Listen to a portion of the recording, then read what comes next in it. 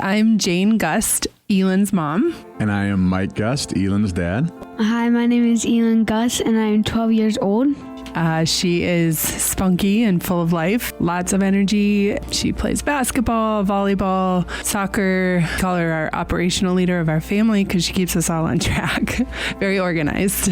Elyn was starting to have a few vision problems that we noticed. My eyes are like crossed, I'm seeing like two.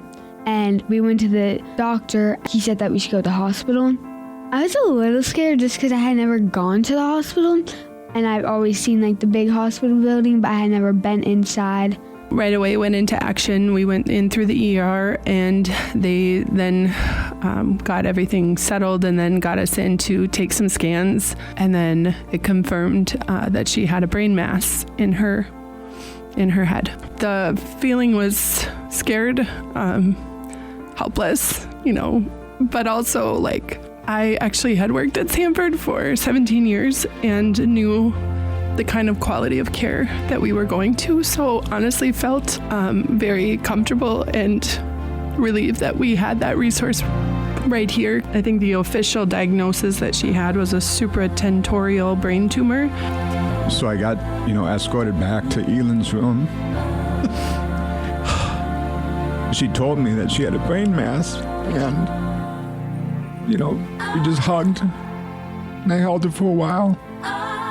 All of the doctors were fantastic in explaining what was happening in words that not only Elyn could understand, but that we could understand.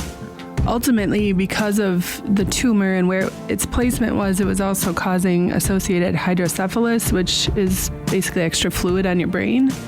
And so the concern was that if, there was blockage, that there was potential that something could rupture. And then in addition to that, she actually wasn't having cross-eyed vision.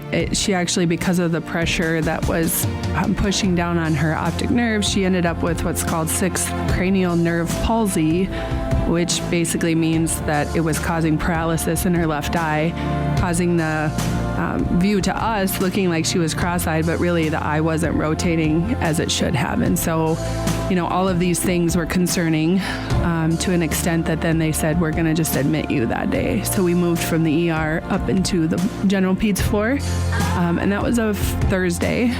And so we spent a long weekend at the hospital. They scheduled surgery for Monday morning. When Dr. Young came out, the news was very good. After 8 or 9 hours, it's just really good to see your face. And then following the surgery, just so much care and dedication from all of the team, knowing that the peds oncology team was involved in the conversations. So we had visits from them. And at first that was a little alarming of, well, is it cancer? Is it not cancer?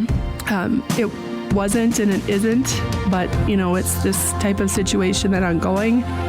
Music therapy was awesome.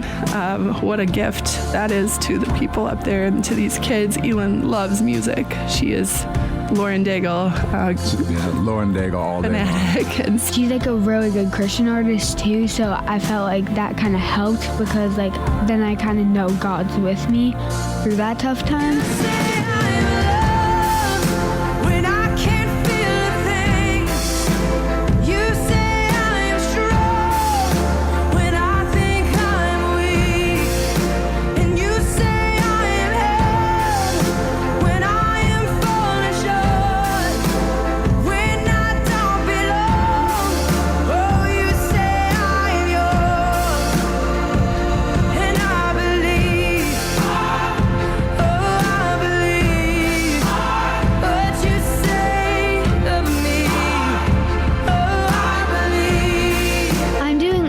Better.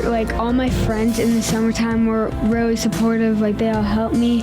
I had it for the first month in June. I had to not do activities, but then in July I'm I'm getting right back at it because I love basketball. So I actually made the 8th grade team, and I'm only in 7th grade. And then I also got to play school volleyball. So that was really, really fun. So we're in a phase of every 3 months going in for an MRI. We had been going to Dr. Kassem at Sanford Eye Clinic to make sure that the health of her eye was recovered fully. And the great news there was that after her 6-month visit in November, he said that it's no longer needed because her eye is fully recovered. In addition to Dr. Young, we still do go see Dr. Milanovic at Roger Maris Cancer Center, and he's been incredible as well, just to keep us informed of anything. But thankfully, it's been stable in terms of the scans, and kind of just trying to identify the new normal in terms of the fluid and some of the things going on.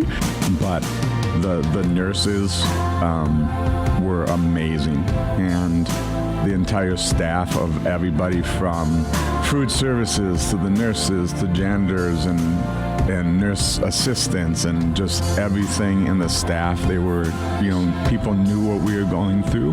We're just outstanding.